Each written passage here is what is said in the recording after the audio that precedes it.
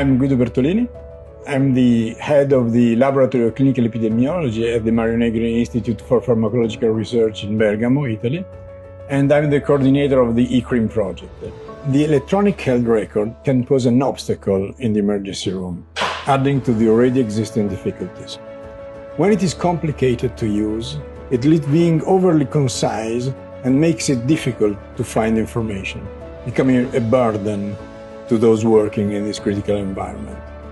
However, if well designed, it can be a great ally for doctors and nurses. This is the goal of ECRIM.